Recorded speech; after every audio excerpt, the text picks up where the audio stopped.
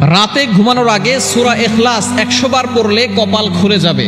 আল্লাহ পাক রব্বুল আলামিন আপনাকে এত দিবেন যে আপনি খুশি হয়ে যাবেন।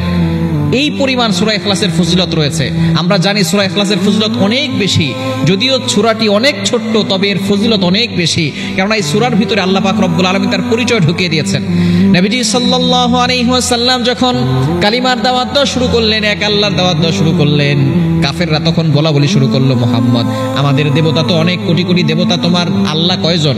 তখন আল্লাহ পাক রব্বুল আলামিন এই সূরাটি নাজিল করলেন, নবী হে আপনি বলে দেন, কুল হুয়াল্লাহু আহাদ আল্লাহুস সামাদ লাম ইয়ালিদ ওয়া লাম ইউলাদ ওয়া লাম ইয়াকুল লাহু কুফুয়ান আহাদ।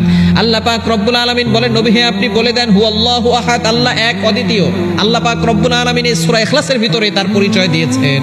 সুতরাং ইখলাসের ভিতরে অনেক ফজিলত আছে। নবীজি সাল্লাল্লাহু আলাইহি সাল্লামের একজন সাহাবী সূরা ইখলাসকে এত বেশি ভালোবাসতেন, প্রতি নামাজে সূরা ইখলাস পড়তেন। সাহাবায়ে কেরাম অভিযোগ করলেন, ইয়া রাসূলুল্লাহ, ইয়া হাবিবাল্লাহ, আপনার সাহাবী প্রত্যেক নামাজে সূরা ইখলাস পড়ে। নবীজি বললেন, কেন পড়ো প্রত্যেক নামাজে সূরা ইখলাস? বলে, আমি সূরা ইখলাসকে মহব্বত করি। নবীজি বললেন, সূরা ইখলাস তোমাকে জান্নাত পর্যন্ত পৌঁছে দিবে।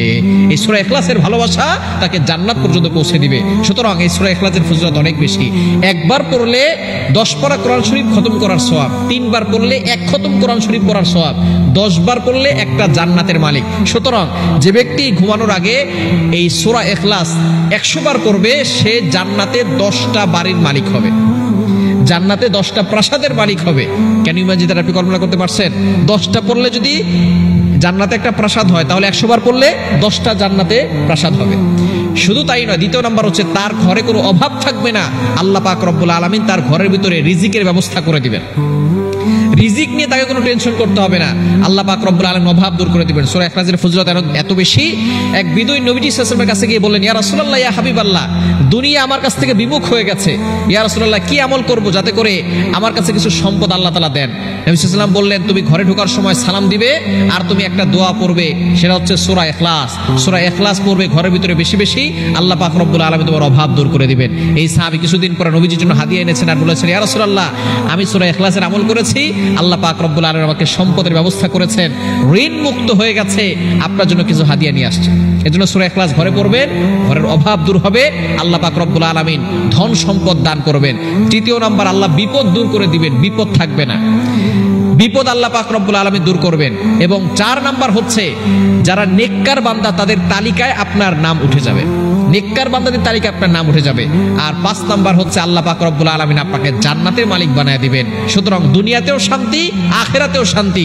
যারা দুনিয়াতে শান্তি পাবে, সম্পদ থাকবে, টাকা পয়সার অভাব থাকবে না, এবং পরকালে জান্নাত পাবে, তাদের কপাল এতটা ভালো হবে যে তারা ওই সময় কিয়ামতের ময়দানে ফাআম্মা মান উতিয়া কিতাবাহু বিয়ামিনি, ডান হাতে তারা আমলনামা পাবে, আর তারা এমন ভাবে খুশিতে আত্মহারা হয়ে যাবে, তারা খুশিতে পাগলপারা হয়ে যাবে। সুতরাং এই সূরা ইখলাসকে ভালোবাসেন, ইখলাসকে মহব্বত করে সূরা ইখলাস বেশি বেশি পড়েন। রাতে ঘুমানোর আগে 100 বার সূরা ইখলাস পড়বেন, আল্লাহ পাক রব্বুল আলামিন আপনাকে সকল ধরনের বিপদ আপদ থেকে হেফাজত করবেন, অভাব দূর করবেন, টাকা পয়সার ব্যবস্থা করবেন, এবং আল্লাহ তাআলা নাজাতের ব্যবস্থা করে দিবেন।